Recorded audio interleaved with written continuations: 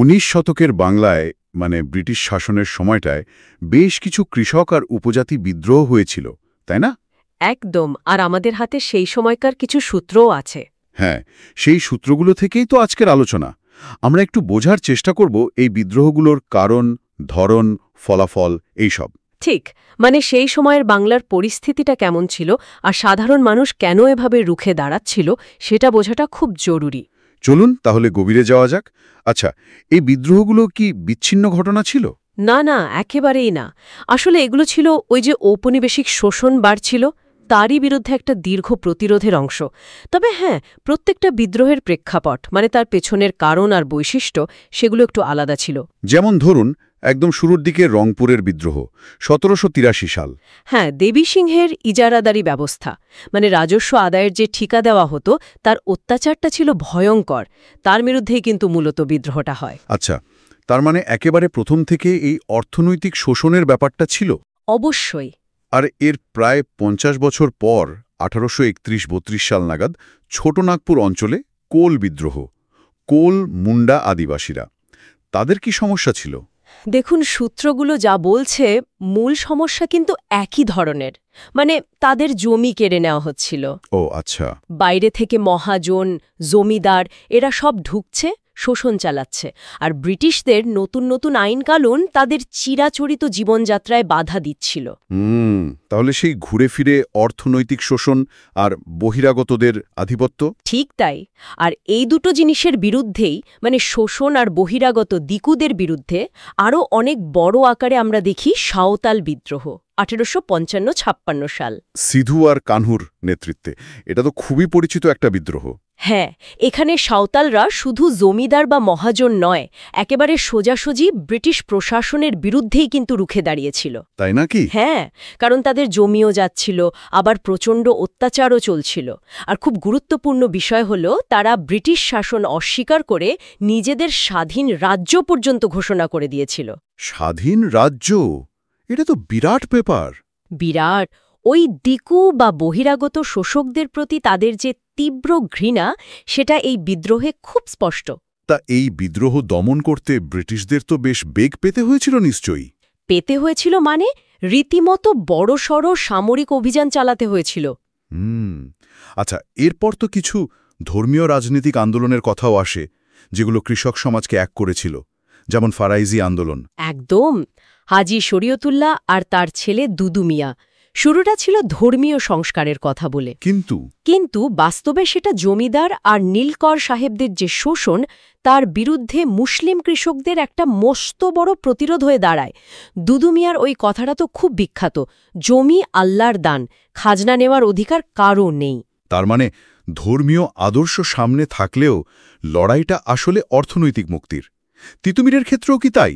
ওয়াহাবি আন্দোলন তিতুমির, তার আন্দোলনও সৈয়দ আহমেদ ব্রেলেভির ওয়াহাবি আদর্শে কিছুটা অনুপ্রাণিত ছিল ঠিকই, কিন্তু আসল লক্ষ্য ছিল স্থানীয় জমিদার আর ব্রিটিশ শাসন।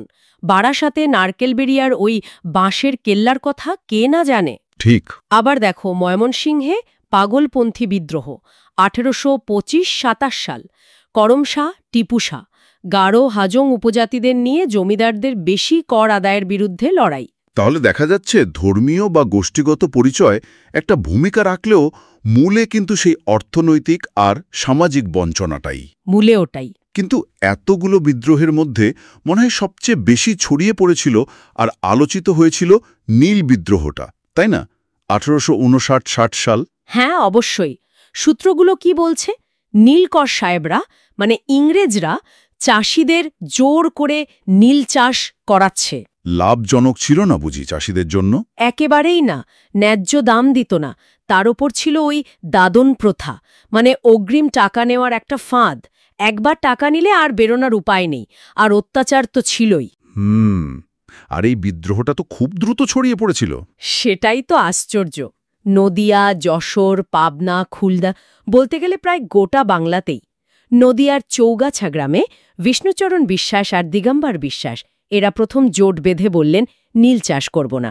বাহ, প্রতিবাদের ধরনটাও তো বেশ জোরদার ছিল। শুধু চাষ বন্ধ নয়, না না, নীলকুঠি আক্রমণ, নীলকরদের লাঠিয়ালদের সঙ্গে সরাসরি লড়াই, অনেক কিছুই হয়েছে। আর একটা ব্যাপার খুব গুরুত্বপূর্ণ মনে হয়, হিন্দু মুসলিম কৃষকদের একতা। ঠিক ধরেছেন, এটাই বিদ্রোহের একটা বিরাট শক্তি ছিল। শুধু তাই না, কলকাতার যে শিক্ষিত সমাজ তারাও কিন্তু সমর্থন জানিয়েছিল।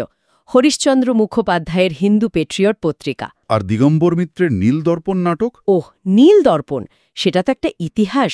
রীতিমতো আলোড়ন ফেলে দিয়েছিল নীলকরদের অত্যাচারের এমন জীবন্ত ছবি, মানে সকলের সামনে পুরো ব্যাপারটা তুলে ধরেছিল। এই সব মিলিয়েই কি সরকার শেষ পর্যন্ত নড়ে চড়ে বসে? 1860 সালে ইন্ডিগো কমিশন, মানে নীল কমিশন বসাতে বাধ্য হয়, এবং কমিশন কিন্তু স্বীকারও করে যে হ্যাঁ, চাষিদের ওপর অত্যাচার হয়েছে এবং জোর করে নীল চাষ করানো চলবে না। এটা তো কৃষকদের একটা বিরাট জয় ছিল বলতে হবে 19 শতকের নিরিখে। নিঃসন্দেহে বিরাট জয়। আচ্ছা, নীল বিদ্রোহের ঠিক পরেই আবার পাবনাতে একটা বিদ্রোহ হয় 1873 সাল নাগাদ। হ্যাঁ, পাবনা বিদ্রোহ। সেখানে সমস্যাটা কি ছিল? আবার খাজনা। মূলত তাই, জমিদাররা বেআইনিভাবে খাজনা বাড়াচ্ছিল আর প্রজাদের জমি থেকে উচ্ছেদ করার চেষ্টা করছিল। কিন্তু এখানকার কৃষকরা একটু অন্য পথে হেঁটেছিল। কিরকম? তারা সরাসরি মারামারি বা সংঘর্ষের পথে তেমনভাবে না গিয়ে আইনকে হাতিয়ার করেছিল, অ্যাগ্রেরিয়ান লীগ বা কৃষক সমিতি তৈরি করে। ইন্টারেস্টিং।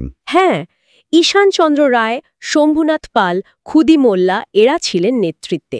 তারা একজোট হয়ে ঠিক করল বেশি খাজনা দেবে না, আর জমিদারদের বিরুদ্ধে আদালতে নালিশ করল, আইনি লড়াই। এবং তার ফলও মিলেছিল। এই আন্দোলনের চাপেই শেষ পর্যন্ত সরকার 1885 সালে বঙ্গীয় প্রজাস্বত্ব আইন পাশ করে। এতে প্রজাদের কিছু অধিকার স্বীকার করে নেওয়া হয়েছিল। তাহলে সব মিলিয়ে যদি দেখি, এই যে 19 শতকের এতগুলো বিদ্রোহ, মূলে কারণ ওই অর্থনৈতিক শোষণ, নিজেদের অধিকার হারানো, ঔপনিবেশিক অবিচার, এগুলোই? হ্যাঁ, সাধারণ কারণ এগুলোই।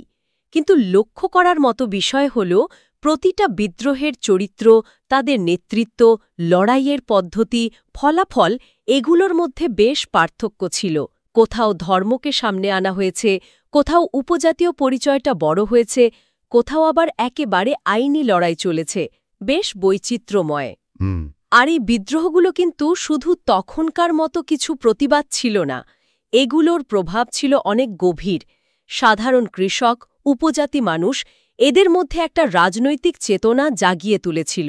ঠিক, নিজেদের অবস্থাটা বুঝতে শেখা আর লড়াই করার পথ খোঁজা। কিভাবে লড়তে হয়, মানে পরবর্তীকালে ভারতের যে বৃহত্তর স্বাধীনতা সংগ্রাম, তার জন্য কিন্তু এই প্রাথমিক প্রতিরোধগুলো একটা ভিত তৈরি করে দিয়েছিল।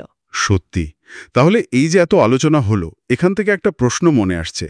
এই যে 19 শতকের এত কৃষক আর উপজাতি বিদ্রোহ, এগুলো দীর্ঘমেয়াদী উত্তরাধিকার ঠিক কি ছিল?